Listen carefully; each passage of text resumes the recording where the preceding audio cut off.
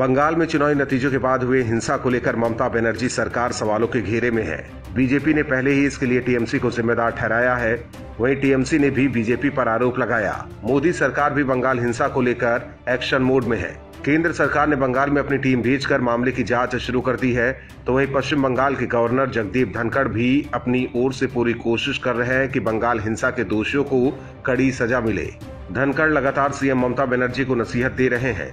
अब एक बार फिर गवर्नर जगदीप धनखड़ और सीएम ममता बनर्जी आमने सामने हैं, क्योंकि धनखड़ का एक फैसला ममता को रास नहीं आ रहा है। आपको बता दें कि गवर्नर जगदीप धनखड़ चुनाव के बाद हुई हिंसा से प्रभावित लोगों से मिलने के लिए कूच बिहार पहुंचे। जगदीप धनखड़ ने कूच बिहार पहुंचते ही कहा कि मेरा कर्तव्य है कि मैं संविधान की रक्षा और उसे बनाए रखने और लागू कराने के लिए प्रयास करूं।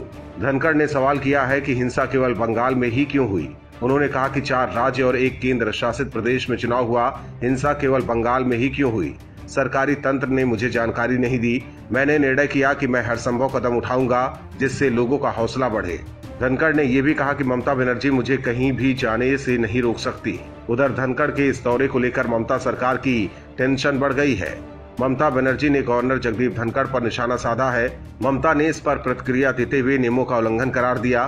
ममता ने कहा कि जगदीप धनखड़ का हिंसा से प्रभावित कूच बिहार जिले का योजनाबद्ध दौरा नियमों का सरासर उल्लंघन है। राज्यपाल अपनी शक्तियों का गलत इस्तेमाल कर रहे हैं। इसका जवाब देते हुए धनखड़ ने कहा है कि वो अपनी ड्यूटी अदा कर रहे हैं जो संविधान में निर्धारित की गई है।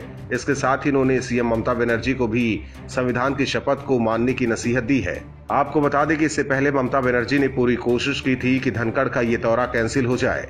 ममता सरकार ने धनखड़ को इस दौरे के लिए हेलीकॉप्टर उपलब्ध नहीं करवाए थे। हालांकि धनखड़ भी इस बार चुप बैठने वाले नहीं थे।